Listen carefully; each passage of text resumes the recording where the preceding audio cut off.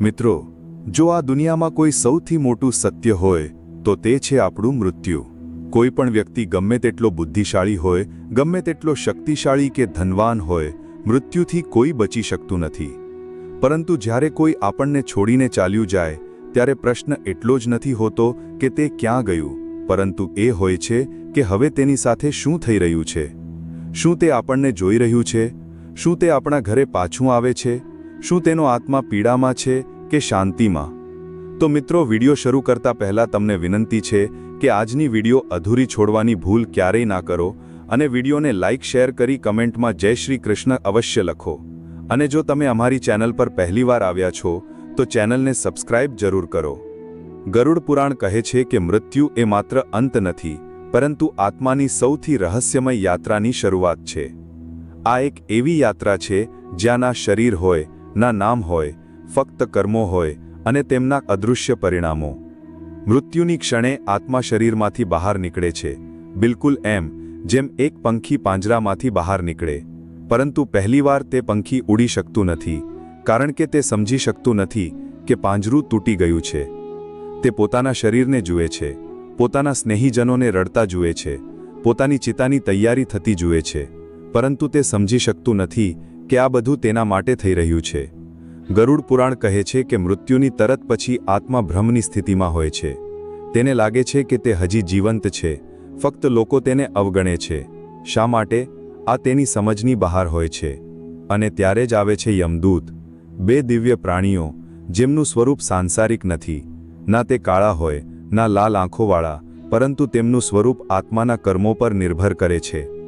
જેમણે પવિત્ર જીવન જીવ્યું હોય તેમને યમદૂત શાંત અને શાંતિદાયક સ્વરૂપમાં દેખાય છે, જેમ કે તીર્થયાત્રામાં સાથે લઈ જનારા બે સંતો. પરંતુ જેમણે અધર્મ અને પાપનું જીવન જીવ્યું હોય તેમને યમદૂત ભયાનક અને ડરામણા લાગે છે, જેમ કે બે દંડાધિકારી જેમના હાથમાં આગ હોય અને આંખોમાં સવાલ. મૃત્યુ પછી યમદૂત આત્માને તરત યમલોક નથી લઈ જતા. ગરુડ પુરાણ મુજબ પહેલા 24 કલાક સુધી યમદૂત આત્માને તે જ સ્થળે રાખે છે જ્યાં તેના શરીરનો અંતિમ સંસ્કાર થવાનો હોય. શા માટે? કારણ કે આ તે સમય છે જ્યારે આત્મા પોતાના કર્મોનું પહેલું દર્શન કરે છે. આ દરમિયાન આત્માને તેનું આખું જીવન ચલચિત્રની જેમ બતાવવામાં આવે છે, વિના કોઈ શબ્દો, વિના કોઈ તર્ક, ફક્ત દરેક કર્મની સ્મૃતિ તેની ઊર્જા સાથે સામે આવે છે. જેને તમે ભૂલી ગયા હતા, જેને તમે અવગણ્યું હતું, જેને તમે નાનું જૂઠ, એકવારની ચોરી કે મજાક કહ્યું હતું, દરેક પળ, દરેક ક્રિયા, દરેક સંકલ્પ હવે તમારી સામે ઊભું રહે છે. આ કોઈ દંડ નથી, આ પ્રકાશ છે, જ્યાં આત્મા પોતાને જુએ છે જેવો તે ખરેખર હતો. અને આ બધું થાય છે જ્યારે શરીર અગ્નિને સોંપવામાં આવે છે. ચિતા બળી રહી હોય છે, પરંતુ આત્મા તે ચિતાને નથી જોતો. તે જોતો હોય છે પોતાના કર્મોની આગને. તે જોતો હોય છે કે તેણે કોના માટે આંસુ વહાવ્યા અને કોના માટે આંસુ લાવ્યા. ગરુડ પુરાણ એમ પણ કહે છે કે અંતિમ સંસ્કારના સમયે આત્મા પોતાના ઘરવાળાઓની ખૂબ નજીક હોય છે.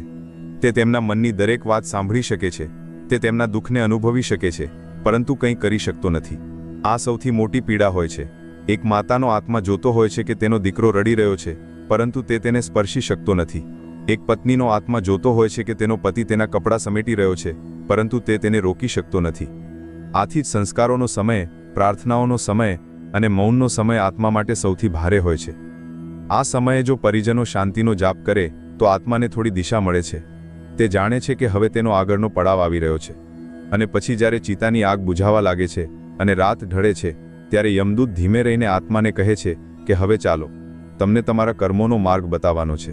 અને આત્મા તે ઘરને એકવાર છેલ્લી વાર જુએ છે જ્યાં તેણે જન્મ લીધો, હસ્યું, ઝઘડ્યું, મોહ હતો. તે ઘર હવે ફક્ત એક સ્મૃતિ બની જાય છે. અને અહીંથી આત્માની 31 દિવસની રહસ્યમય યાત્રા શરૂ થાય છે. યમદૂત આત્માને તે સૂક્ષ્મ માર્ગ પર લઈ જાય છે જ્યાં શરીર નથી, ફક્ત સ્પંદન, આવૃત્તિ અને કર્મોની સુગંધ હોય છે. પરંતુ ગરુડ પુરાણ કહે છે કે આત્માને યમલોક સીધો લઈ જવામાં આવતો નથી. પહેલા 13 દિવસ આત્મા પૃથ્વીલોકની આસપાસ જ રહે છે. તે પોતાના ઘરમાં, પોતાના લોકોની વચ્ચે અદૃશ્ય રૂપે હાજર હોય છે. તે જુએ છે કે કોણ તેના જવાથી તૂટી ગયું છે અને કોણ દેખાડાના આંસુ વહાવે છે. તે જાણે છે કે કોણે ખરેખર તેને પ્રેમ કર્યો અને કોણે તેના જવાની રાહ જોઈ હતી. આ 13 દિવસોમાં પિંડદાન, તર્પણ અને શ્રાદ્ધની પ્રક્રિયાથી શુદ્ધિ થાય છે. ગરુડ પુરાણમાં કહેવાયું છે કે આ 13 દિવસોમાં જો ઘરવાળા સાચા મનથી આત્માની શાંતિ માટે પ્રાર્થના કરે તો આત્માને માર્ગદર્શન મળે છે, પરંતુ જો ઘરમાં કલેશ હોય, અશ્રદ્ધા હોય કે ઉપેક્ષા હોય તો આત્મા ભ્રમિત થઈ જાય છે. તે વારંવાર પાછો આવે છે પોતાના પલંગ પાસે, પોતાના કપડાં પાસે, તે તસવીર પાસે જેમાં તે ક્યારેક હસતો હતો. ગરુડ પુરાણ કહે છે કે મૃત્યુ પછી આત્માને 3 માર્ગોમાંથી એક માર્ગ પર મોકલવામાં આવે છે. આ તેના જીવનમાં કરેલા કર્મો અનુસાર નક્કી થાય છે. આ માર્ગોને આ રીતે કહેવામાં આવે છે. પહેલો, આર્ચ્ય માર્ગ. આ તે માર્ગ છે જે ધાર્મિક, તપસ્વી અને સત્યનિષ્ઠ આત્માઓ માટે ખુલે છે. તેને સ્વર્ગ માર્ગ કે દેવયાણ માર્ગ પણ કહેવાય છે. આ માર્ગથી આત્મા ઉર્ધ્વલોક તરફ જાય છે, જ્યાં સુખ, શાંતિ અને દિવ્યતા હોય છે. બીજો, ધૂમ માર્ગ. આ તે માર્ગ છે જ્યાં આત્મા પિતૃલોક તરફ જાય છે. ના પુણ્ય ખૂબ વધારે, ના પાપ ખૂબ ભારે. આવા જીવોને આ મધ્યવર્તી લોક મળે છે. અહીં આત્મા વિશ્રામ કરે છે, આગળની યાત્રા કે પુનર્જન્મની રાહમાં. ત્રીજો, ઉત્પત્તિ વિનાશ માર્ગ. આ તે માર્ગ છે જે પાપી આત્માઓ માટે તૈયાર કરવામાં આવે છે. તેને નરક માર્ગ કહેવાય છે.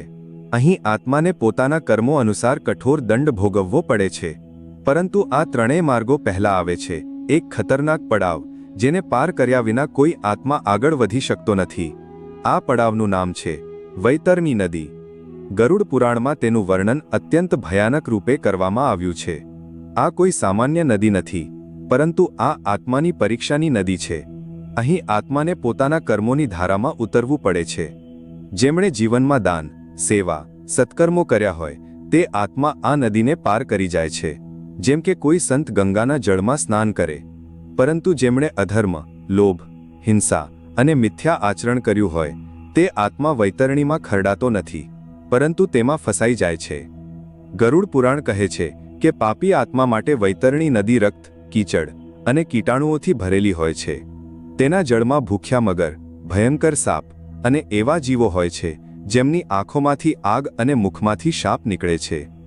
વૈતરણીમાં પ્રવેશતા જ આત્માને લાગે છે કે જાણે સૂર્યની 12 કિરણો તેના પર એકસાથે બળી રહી છે. તે ચીસ પાડે છે, પરંતુ કોઈ સાંભળતું નથી. તેના શરીર પર માંસ નથી, ફક્ત સ્મૃતિ છે. પરંતુ તે સ્મૃતિને ચીરીને વૈતરણીની લહેરો તેને ખેંચી જાય છે. જે આત્મા આ વૈતરણીને પાર નથી કરી શકતો તે યમલોક સુધી પહોંચતો નથી, પરંતુ અધરમાં અટવાઈ જાય છે. આથી જ ગરુડ પુરાણ વારંવાર કહે છે કે જીવનમાં ગાય, બ્રાહ્મણ, પવિત્ર જળ અને વાસ્તવિક સેવાનું મહત્વ સમજો, કારણ કે આ જ વસ્તુઓ વૈતરણીના સમયે તમારી નાવ બને છે. અને જ્યારે આત્મા કોઈક રીતે વૈતરણી પાર કરી લે છે ત્યારે તે પહોંચે છે તે દ્વાર પર જ્યાં યમરાજની સભા હોય છે. પરંતુ આ કોઈ સામાન્ય દ્વાર નથી. આ એક ઊર્જા ચક્ર છે જ્યાં આત્માની ગતિ અચાનક થંભી જાય છે. તેની સામે એક વિશાળ ભવન હોય છે જેના સ્તંભો સમયના છે અને દિવાલો કર્મોની. અહીં થાય છે આત્માનું મૂલ્યાંકન. ગરુડ પુરાણ કહે છે કે યમરાજ ફક્ત ન્યાયાધીશ નથી, તેઓ ધર્મ સ્વરૂપ, વિચારશીલ અને કરુણામય છે. તેમનું સ્વરૂપ તેજોમય છે, ના ક્રોધી, ના રાક્ષસી, પરંતુ શાંત, ગંભીર અને આત્માના અંતર્મનને વાંચી લેનારું. જ્યારે આત્મા તેમની સામે લાવવામાં આવે છે ત્યારે તે ત્યાં એકલો નથી હોતો. ત્યાં હોય છે ચિત્રગુપ્ત, જેમની પાસે આત્માના દરેક નાના મોટા કર્મોનો હિસાબ હોય છે. તેમનું પુસ્તક કોઈ સામાન્ય ગ્રંથ નથી, તે આત્માના અંતરના વિચારોને પણ નોંધે છે. જે તમે ફક્ત વિચાર્યું હતું પરંતુ ક્યારે કહ્યું નહીં, જે તમે ઈચ્છ્યું હતું પરંતુ ક્યારે કર્યું નહીં, તે પણ તે ગ્રંથમાં લખાયેલું હોય છે. ચિત્રગુપ્તે આત્માનું સંપૂર્ણ જીવન યમરાજની સામે ખોલે છે અને આત્મા પોતાના જ જીવનને પોતાના જ ન્યાયની રાહમાં જુએ છે. બિલકુલ એ જ રીતે જેમ કોઈ ગુનેગાર પોતાના ગુનાને સ્વીકારે છે. ગરુડ પુરાણ કહે છે કે પાપ પુણ્યનો હિસાબ સંખ્યામાં નહીં, ઊંડાણમાં થાય છે. એક વ્યક્તિએ એક વખત કોઈ ભૂખ્યાને અન્ન આપ્યું, પરંતુ સંપૂર્ણ પ્રેમથી આપ્યું, તો તે એક પુણ્ય 1000 પાપોને ધોઈ શકે છે. અને કોઈ વ્યક્તિ રોજ પૂજા કરતો રહ્યો પરંતુ અહંકારમાં ડૂબેલો રહ્યો, તો તે પુણ્ય ફળ આપતું નથી. અહીં છળકપટ ચાલતું નથી, અહીં તર્ક ચાલતું નથી, અહીં ફક્ત સત્ય ચાલે છે. પછી આવે છે તે ક્ષણ જ્યારે નિર્ણય લેવામાં આવે છે કે આત્માને સ્વર્ગ, પિતૃલોક કે નરકમાંથી કઈ દિશામાં મોકલવું. જો આત્માએ અત્યંત પુણ્ય કર્યા હોય તો યમરાજ સ્વયં ઊભા થઈને તેને દેવદૂતો સાથે સ્વર્ગના દ્વાર સુધી વિદાય આપે છે, જ્યાં અપ્સરાઓ સ્વાગત કરે છે અને આત્મા એક દિવ્ય પ્રકાશમાં વિલીન થઈ જાય છે. પરંતુ જો આત્માએ પાપોથી ભરેલું જીવન જીવ્યું હોય તો તેની સામે ખુલે છે નરકનો માર્ગ. ગરુડ પુરાણ કહે છે કે નરક કોઈ એક સ્થળ નથી, પરંતુ અનેક લોકો છે. દરેક વિશેષ પાપ માટે એક વિશેષ દંડ છે. હવે તમે સાંભળો તે નરકોના નામ અને કયા પાપની આત્માને ત્યાં મોકલવામાં આવે છે. તામિશ્ર નરક, જે લોકો બીજાની સંપત્તિ હડપ કરે છે, ભાઈનો હિસ્સો છીનવે છે કે કોઈ સ્ત્રીનું શોષણ કરે છે, તેમને અહીં મોકલવામાં આવે છે. અહીં આત્માને લોખંડની દોરીઓથી બાંધીને ગાઢ અંધકાર બતાવવામાં આવે છે, જ્યાં સમય, ધ્વનિ અને ચેતના બધું જ છીનવાઈ જાય છે. અંધ તામિશ્ર નરક, આ નરક તેમને આપવામાં આવે છે જેઓ જૂઠા વચનોથી બીજાને દગો આપે છે, ખાસ કરીને ગુરુ, શિષ્ય કે જીવનસાથીના સંબંધોમાં. અહીં આત્માને સતત ભ્રમમાં નાખવામાં આવે છે. તે વારંવાર પડે છે, અથડાય છે અને ચેતના ગુમાવે છે. રૌરવ નરક, અહીં તે લોકો આવે છે જેમણે બીજાને હિંસા, ત્રાસ કે જાણી જોઈને પીડા આપવાનું પસંદ કર્યું હોય. ગરુડ પુરાણ કહે છે કે આ નરક ઉકળતા તેલ, દહકતી અગ્નિ અને કાચ જેવા પથ્થરોથી ભરેલો છે, જ્યાં આત્માની દરેક સંવેદના જીવંત રાખવામાં આવે છે. કુંભીપાક નરક, શિકારી, કસાઈ અને જે લોકો પ્રાણીઓની હત્યા ફક્ત સ્વાદ કે શોખ માટે કરે છે, તેમને અહીં મોકલવામાં આવે છે. આ નરકમાં આત્માને ઉકળતા તેલમાં ડૂબાડવામાં આવે છે, વારંવાર, જ્યાં સુધી ચેતના સંપૂર્ણપણે વિખેરાઈ ન જાય. કાલસૂત્ર નરક, અહીં તે લોકો આવે છે જેમણે જીવનમાં પોતાના વડીલોનું અપમાન કર્યું, ગુરુની અવજ્ઞા કરી કે માતા પિતાને કષ્ટ આપ્યું. આ નરક અગ્નિની જ્વાળાઓથી ભરેલો છે, જ્યાં આત્માને અવિરત બળતા લોખંડ પર ચલાવવામાં આવે છે. અસીપત્ર વન નરક, જેમણે ધર્મના નામે અધર્મ કર્યું, લોકોને ગેરમાર્ગે દોર્યા કે આધ્યાત્મિક સત્તાનો દુરુપયોગ કર્યો, તેમના માટે આ સૌથી કઠોર નરક છે. આ કાંટાઓથી ભરેલું જંગલ છે, જ્યાં આત્માને દોડાવવામાં આવે છે અને દરેક પર્ણ તલવારની ધારની જેમ ચીરી નાખે છે. અને આવા જ 28થી વધુ નરક લોકો ગરુડ પુરાણમાં વર્ણવેલા છે, દરેક આત્માના કોઈક દોષને શુદ્ધ કરવા માટે. પરંતુ આ દંડ કાયમી નથી. ગરુડ પુરાણ સ્પષ્ટ કહે છે કે નરક એક શુદ્ધિકરણ કેન્દ્ર જેવું છે, જ્યાં આત્મા પોતાના કર્મોનું ફળ ભોગવે છે અને પછી આગલા જન્મ માટે તૈયાર થાય છે. પરંતુ પ્રશ્ન એ છે કે આત્મા આગલો જન્મ કઈ રીતે લેશે?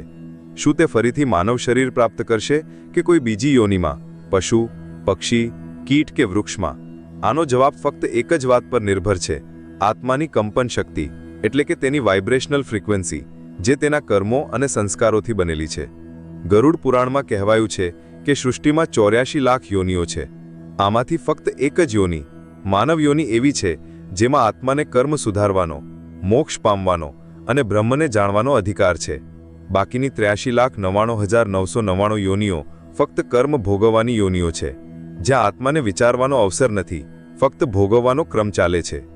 જ્યારે કોઈ આત્મા પોતાના પાપોનું ફળ નરકમાં ભોગવી ચૂકે છે, ત્યારે ચિત્રગુપ્ત અને યમરાજ મળીને નિર્ણય લે છે કે હવે આ આત્મા કયા શરીરમાં જન્મ લેવા યોગ્ય છે. જો આત્માએ કેટલાક પુણ્ય બાકી રાખ્યા હોય કે પાછલા જન્મોમાં કરેલું કોઈ એક સાચું કર્મ બચ્યું હોય, તો તેને ફરીથી માનવ જન્મનો અવસર આપવામાં આવી શકે છે. પરંતુ જો તેની ચેતના હજુ પણ સ્વાર્થ, હિંસા, લોભ કે અહંકારથી ગ્રસ્ત હોય, તો તેને તે યોનિઓમાં મોકલવામાં આવે છે જ્યાં તેની ચેતનાને અનુરૂપ શરીર મળે. ગરુડ પુરાણમાં ઉદાહરણો આપવામાં આવ્યા છે. જેમણે ક્રૂરતા દેખાડી, તેને માંસાહારી પ્રાણીના રૂપમાં જન્મ મળે છે. જેમણે લોભ કર્યો, તે કીટ, ઉંદર કે ભિક્ષા માટે તડપતું પક્ષી બની શકે છે. જેમણે કામુકતામાં જીવન ગુમાવ્યું, તે આત્મા કૂતરા, ડુક્કર કે અન્ય નીચ યોનિઓમાં જાય છે. જેમણે ધર્મનું અપમાન કર્યું કે ગુરુનું અનાદર કર્યું, તે આત્માને પથ્થર, વૃક્ષ કે નિર્જીવ વસ્તુના રૂપમાં સ્થિર કરવામાં આવે છે. પરંતુ જે આત્માએ એક વખત પણ સાચા હૃદયથી સેવા, દયા કે પ્રેમનો અનુભવ કર્યો હોય, તેને માનવ શરીર પ્રાપ્ત કરવાની સંભાવના રહે છે. ગરુડ પુરાણ કહે છે કે કેટલીક આત્માઓ નરકથી ડરતી નથી, કારણ કે તેઓ વિચારે છે કે દંડ ભોગવીને બધું સમાપ્ત થઈ જશે. પરંતુ સાચો ભય એ ભટકતી આત્માનો હોય છે, જે ન તો નરકમાં સંપૂર્ણ રીતે પ્રવેશી શકે છે, ન પુનર્જન્મમાં. આવી આત્માઓ અધરમાં અટવાઈ જાય છે. તે ભૂત, પ્રેત કે પિશાચ યોનિમાં ભટકે છે. આ આત્માઓ ન તો શરીર ત્યજી શકે છે, ન શરીર પ્રાપ્ત કરી શકે છે. ગરુડ પુરાણ અનુસાર ભૂત કે પ્રેત તે આત્માઓ બને છે જે મૃત્યુ સમયે અત્યંત મોહ, ક્રોધ કે વાસનામાં ડૂબેલી હોય, જે પોતાની સંપત્તિ સાથે ચોંટી રહ્યા, જે પોતાનું ઘર છોડી શક્યા નહીં, જે પોતાની ઈચ્છાઓ અધૂરી રહી જવાથી તડપી ઉઠ્યા, તે આત્મા અધૂરી રહે છે. આવી આત્મા પછી કોઈ વિશેષ તિથિ, વાર કે સ્થળે વારંવાર પ્રગટ થાય છે, અને જ્યાં સુધી તેનો મોહ ન તૂટે ત્યાં સુધી તે પુનર્જન્મ લઈ શકતી નથી. આથી જ ગરુડ પુરાણમાં શ્રાદ્ધ, તર્પણ અને પિંડદાન જેવા કર્મો આત્માને આ ચક્રમાંથી મુક્ત કરવા માટે અત્યંત જરૂરી ગણાયા છે. આ તિથિઓએ જ્યારે પવિત્ર જળ, તલ અને મંત્રોથી તર્પણ આપવામાં આવે છે, ત્યારે આત્માને એક દિવ્ય સંકેત મળે છે કે હવે તે આગળ વધી શકે છે. અને પછી જ્યારે બધું પૂર્ણ થઈ જાય છે, જ્યારે આત્માએ નરક ભોગવી લીધું, જ્યારે મોહ તૂટી ગયો, જ્યારે સંસ્કાર પૂર્ણ થઈ ગયા, ત્યારે આત્મા પુનર્જન્મના ગર્ભદ્વારમાં પ્રવેશે છે. ગરુડ પુરાણ અનુસાર પુનર્જન્મની ક્ષણ શુદ્ધ વિજ્ઞાન અને અદૃશ્ય ઊર્જાનું મિલન છે. જ્યારે આત્મા કોઈ ગર્ભ પસંદ કરે છે, ત્યારે તે ફક્ત માતા પિતાને નથી પસંદ કરતી, પરંતુ તે કર્મોની ભૂમિ પસંદ કરે છે જ્યાં તેને આગલું પાઠ શીખવાનું છે. અને જેવી જ આત્મા માતાના ગર્ભમાં પ્રવેશે છે, તે પોતાનો પાછલો જન્મ ભૂલી જાય છે. શા માટે? કારણ કે તે હવે ફરીથી માયાના આવરણમાં પ્રવેશી ચૂકી છે. ગરુડ પુરાણ કહે છે કે આત્મા જ્યારે ગર્ભમાં આવે છે ત્યારે તે ફક્ત શરીર નથી લેતી, તે પોતાના જૂના કર્મો, અધૂરી ઈચ્છાઓ અને અર્જિત સંસ્કારો લઈને આવે છે.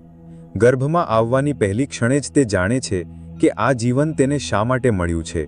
તે જાણે છે કે કોણ તેના પિતા બનશે, કોણ તેની માતા હશે અને કયા પ્રકારના દુઃખ કે સુખ તેની રાહ જોઈ રહ્યા છે. ગરુડ પુરાણમાં કહેવાયું છે કે ગર્ભની અંદર આત્મા સંપૂર્ણ રીતે ચેતન હોય છે. તે માતાની દરેક લાગણીને અનુભવે છે. માતાનો ડર, તેનો પ્રેમ, તેનું ભોજન, તેનું તાપ, બધું જ આત્માના સૂક્ષ્મ શરીર પર અસર કરે છે. એટલું જ નહીં, માતાએ બોલેલા શબ્દો ગર્ભસ્થ આત્માના મન પર અમિટ છાપ છોડે છે. આથી જ કહેવાયું છે કે ગર્ભાવસ્થામાં માતાએ ભાગવત, રામાયણ, ગીતા કે સત્સંગ સાંભળવું જોઈએ, કારણ કે ત્યારે આત્માને દિવ્ય સંસ્કાર મળે છે. ગરુડ પુરાણ અનુસાર ગર્ભસ્થ આત્મા દરરોજ એક શ્લોકનું જાપ કરે છે, જેને જન્મવરણ મંત્ર કહેવાય છે. નાહમ દેહો ન મે દેહો બુદ્ધિરાત્મા ન ચાત્મના કર્મના જાયતે જંતુ કર્મ નૈવ વિલયતે. આનો અર્થ છે, હું આ શરીર નથી, ન આ બુદ્ધિ, હું આત્મા છું. કર્મોને કારણે હું જન્મ લઉં છું અને તે જ કર્મોને કારણે વિલય પામું છું. આ આત્માનો જાગરણ છે. ગર્ભના 9 મહિનામાં તે ધીમે ધીમે પોતાના પાછલા જન્મની છાયામાંથી બહાર નીકળે છે. પરંતુ છેલ્લા મહિનાઓમાં જ્યારે તેનું શરીર ઘટ્ટ થવા લાગે છે, ત્યારે તે ભયભીત થઈ જાય છે. તેને લાગે છે કે જાણે કોઈ તેને ફરીથી જાળવા બાંધી રહ્યું છે. અને બરાબર જન્મ પહેલા એક ક્ષણ એવી આવે છે જ્યારે તે બધું જ યાદ કરી લે છે. પોતાના જૂના જીવનનો છેલ્લો શ્વાસ, મૃત્યુની પીડા, પોતાના કરેલા સારા ખરાબ કર્મો, પોતાના પ્રિયજનોના ચહેરા, બધું જ તેની ચેતનામાં ઝબકી જાય છે. અને ત્યારે તે આત્મા ઈશ્વર સાથે એક વચન આપે છે. ગરુડ પુરાણ અનુસાર જન્મ પહેલા આત્મા પ્રભુને કહે છે, પ્રભુ, આ વખતે હું તમને ભૂલીશ નહીં. આ વખતે હું મોહથી બંધાઈશ નહીં. હું સત્યને ઓળખીશ અને મારા જીવનનો ઉદ્દેશ્ય પૂર્ણ કરીશ. પરંતુ જેવી જ આત્મા જન્મ લે છે, તેના પહેલા શ્વાસ સાથે, તેની પહેલી ચીજ સાથે, માયાનું આવરણ તેના પર પડી જાય છે. તેને દૂધ જોઈએ, પછી રમત, પછી રમકડા, પછી અહંકાર, અને ધીમે ધીમે તે વચન ભૂલી જાય છે જે તેણે પ્રભુ સાથે આપ્યું હતું. ગરુડ પુરાણ કહે છે કે આ વિસ્મરણ સંસારનું સૌથી મોટું જાળ છે. જન્મ ફક્ત શરીર લેવાની ક્રિયા નથી, પરંતુ આત્માની પુનઃ પરીક્ષાનો આરંભ છે. જે આત્મા આ વખતે પોતાના અંતરના વચનને યાદ રાખે, જે માતા પિતા, સમાજ અને લોભની વચ્ચે પણ પોતાનું અસલી કાર્ય ઓળખી લે, તે જ આત્મા આ જન્મમાં મોક્ષ તરફ આગળ વધે છે. પરંતુ જે આત્મા ફરીથી તે જ મોહ, ભોગ અને ભ્રમમાં ડૂબી જાય, તેને ફરીથી મૃત્યુ અને પુનર્જન્મનું ચક્ર ભોગવવું પડે છે. ગરુડ પુરાણ વારંવાર ચેતવણી આપે છે કે જો એક વખત માનવ જન્મ મળ્યા પછી પણ આત્મા ચેતનામાં ન જાગે, તો આગલી વખતે તેને પશુ, પક્ષી કે કીટના રૂપમાં ફરીથી શરૂઆત કરવી પડે છે. આથી જ કહેવાયું છે, મનુષ્ય જન્મ દુર્લભ છે. આ ફક્ત તે આત્માઓને મળે છે જે અસંખ્ય યોનિઓમાં ભટકીને ક્યારેક તપ, ક્યારેક તડપ અને ક્યારેક તિરસ્કારમાંથી પસાર થઈ હોય. પરંતુ ગરુડ પુરાણ એ પણ કહે છે કે ફક્ત જન્મ લઈ લેવું પૂરતું નથી. હવે આત્માને પોતાના કર્મોનું ફળ ભોગવવું પડે છે. તે ફળ જે તેણે પાછલા જન્મોમાં વાવ્યું, હવે આ જીવનમાં અંકુર બનીને ઉગે છે, જેને શાસ્ત્રોમાં પ્રારબ્ધ કહેવાય છે. પ્રારબ્ધ એ કર્મફળ છે જેને કોઈ ટાળી શકતું નથી, ન સાધનાથી, ન વ્રતથી, ન તીર્થથી. કોઈ બાળક જન્મતા જ વિકલાંગ કેમ હોય છે, કોઈ નિર્ધન કેમ, કોઈ બાળપણમાં જ અનાથ કેમ, અને કોઈ જન્મતા જ રાજયોગ કેમ પામે છે. ધન, માન, સૌંદર્ય અને બુદ્ધિથી સંપન્ન કેમ હોય છે? ગરુડ પુરાણ કહે છે કે આ બધું સંયોગ નથી, સંસ્કાર છે. જે આત્મા પાછલા જન્મમાં તપ, દાન અને સેવામાં લીન રહી હોય, તે આ જન્મમાં સૌંદર્ય, પ્રતિભા અને સહજ ભક્તિ લઈને જન્મે છે. અને જેમણે પાછલા જન્મમાં છળ, દ્વેષ, અભિમાન કે અત્યાચાર કર્યો હોય, તે આ જન્મમાં કોઈને કોઈ રૂપે પીડા લઈને આવે છે. પરંતુ પીડા એ સજા નથી, એ એક અવસર છે.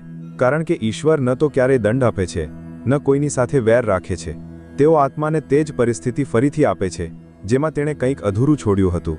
ગરુડ પુરાણમાં વર્ણન છે કે કેટલીક વખત એવી આત્મા જેમણે પાછલા જન્મમાં બીજાનું ભોજન છીનવ્યું હોય તેનો આગલો જન્મ ભૂખ્યા ઘરમાં થાય છે.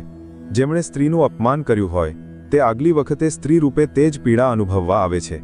અને જેમણે કોઈ અપંગની મશ્કરી કરી હોય તે આગલી વખતે તે જ સ્થિતિમાં જન્મે છે જેથી તે પીડાની ઊંડાઈ સમજી શકે. આથી શાસ્ત્રો કહે છે જેને તમે દુર્ભાગ્ય કહો છો તે આત્માની શિક્ષા છે. પરંતુ કેટલીક આત્માઓ એવી પણ હોય છે જે પાછલા જન્મમાં અધૂરી રહી હોય પરંતુ એટલો સાચો સંકલ્પ લઈ ગઈ હોય કે તેનો વર્તમાન જન્મ એક વિશેષ કાર્ય માટે હોય છે. આવા બાળકો બાળપણથી જ અલગ અનુભવે છે. તેઓ ભીડમાં પણ મૌન હોય છે, પ્રાર્થનામાં જલ્દી રમમાણ થઈ જાય છે કે અચાનક કોઈ મંત્ર સાંભળીને આંખો ભરાઈ આવે છે. ગરુડ પુરાણ અનુસાર આ લક્ષણો તે આત્માઓના હોય છે જે પાછલા જન્મમાં સાધનાના દ્વાર પર આવીને જીવન સમાપ્ત કરી બેઠી હોય. તેમને આ જન્મ આત્મિક પુનઃપ્રયાસના રૂપમાં મળ્યો છે, પરંતુ સંસાર તેમને આ સમજવા દેતું નથી. તેમને રમકડાઓથી બહેલાવવામાં આવે છે, ડિગ્રીઓથી બાંધવામાં આવે છે અને ધીમે ધીમે તેઓ પોતાનો જ સંકલ્પ ભૂલી જાય છે. આથી જ કેટલીક વખત આવા બાળકોને જીવનમાં જલ્દી દુઃખ મળે છે જેથી તેઓ ફરીથી અંતરની યાત્રા શરૂ કરે. ગરુડ પુરાણ કહે છે કે જ્યારે આત્મા પોતાના સત્ય કર્મથી ભટકવા લાગે છે ત્યારે પ્રારબ્ધ તેને માર્ગદર્શન આપવા માટે પીડા મોકલે છે અને જે આત્મા તે પીડાને સમજી લે છે તે જ આત્મા જાગૃત થાય છે. પરંતુ દુર્ભાગ્ય એ છે કે મોટા ભાગની આત્માઓ તે પીડાથી ભાગી જાય છે. તેઓ ફરિયાદ કરવા લાગે છે, મેં શું કર્યું હતું જે મને આ જીવન મળ્યું. પરંતુ જો તેઓ ફક્ત એટલું જાણી લે કે દરેક દુઃખ, દરેક સુખ, દરેક ક્ષણ તે જ આત્માની પસંદગી હતી તો કદાચ તેઓ ઈશ્વર સાથે ઝઘડવાનું છોડીને તેમને સમજવા લાગે. ગરુડ પુરાણ આથી જ કહે છે કે આત્મા જ્યારે જન્મ લે છે ત્યારે તેનું પહેલું કર્મ છે સ્મરણ. જો તે ઈશ્વરનું સ્મરણ કરતી રહે તો પ્રારબ્ધ તેની પરીક્ષા નથી લેતું પરંતુ પથ બની જાય છે. પરંતુ જેમ જેમ આત્મા જીવનના જાળમાં ફસાય છે તે નવી કર્મોની શ્રેણી રચે છે જેને ક્રિયામાણ કર્મ કહેવાય છે. પરંતુ જેણે અંતે પોતાની અંદરની તે પ્રકાશની કિરણને ઓળખી લીધી હતી જેને આત્મા કહેવાય છે. તો મિત્રો, મૃત્યુ ફક્ત એક દેહનો અંત નથી પરંતુ એક આત્માની યાત્રાનો પુનઃ આરંભ છે. આ યાત્રા વૈતરણીથી થઈને યમલોક સુધી જાય છે, પછી પુનર્જન્મ, પ્રારબ્ધ અને ફરીથી તે જ મોહમાયા. પરંતુ જે આત્મા આ ચક્રથી ઉપર ઉઠે છે, જે પોતાના કેમની પેલે પાર જાય છે, જે જાણી લે છે કે તે સ્વયં ઈશ્વરનું જ એક ટીપું છે, તે જ આત્મા મોક્ષ પામે છે. અને આ જ છે તે અંતિમ સત્ય જેના પછી કંઈ જાણવાનું બાકી રહેતું નથી. તમારો આભાર કે તમે આ સંપૂર્ણ યાત્રાને અંત સુધી સાંભળી. આ ફક્ત માહિતી નહોતી, આત્મિક સ્મરણ હતું.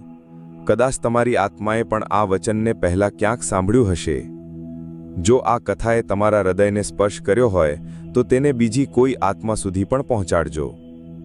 જો તમે આવી બીજી પણ ગહન, સાચી અને આત્માને જગાડનારી વાર્તાઓ સાંભળવા માંગો છો તો ચેનલને અવશ્ય સબસ્ક્રાઇબ કરો. ફરીથી મળીએ એક નવા વિડીયો સાથે. જય શ્રી કૃષ્ણ. ધન્યવાદ.